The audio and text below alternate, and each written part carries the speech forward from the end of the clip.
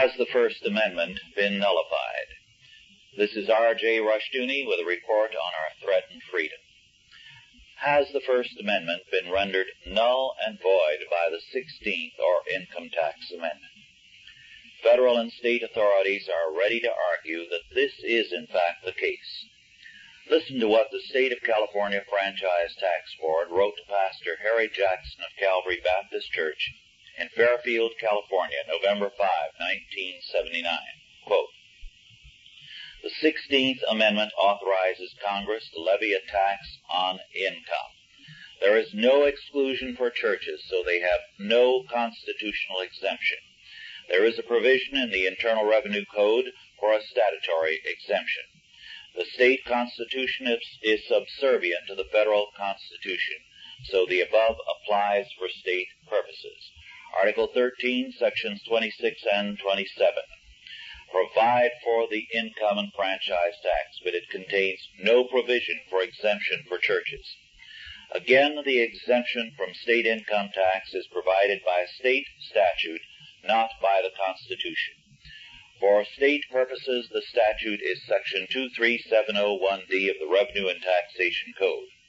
As shown by the facts stated above, neither the federal nor state constitution provides for exemption from income tax for churches," unquote. Consider what it means to say that the churches have no constitutional exemption from income and other taxes, only a statutory one.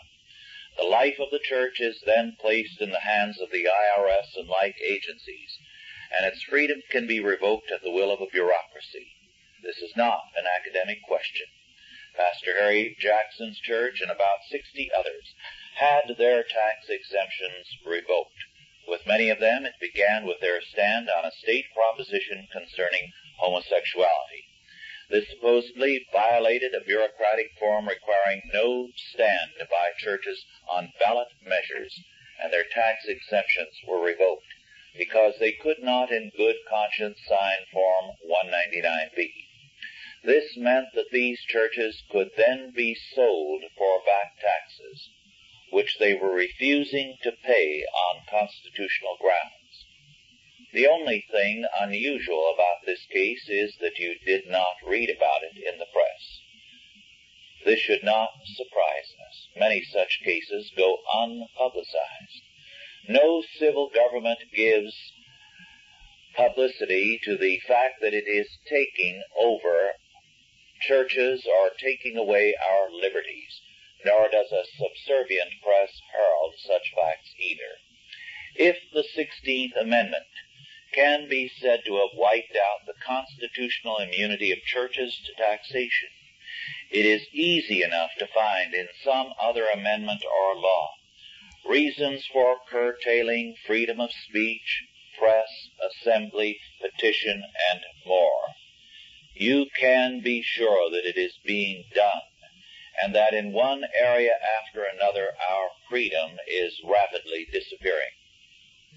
The Founding Fathers saw civil government as a dangerous power to be chained and restrained.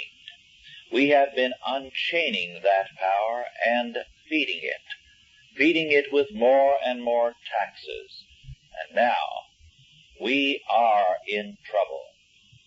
The choice is before us: freedom or control.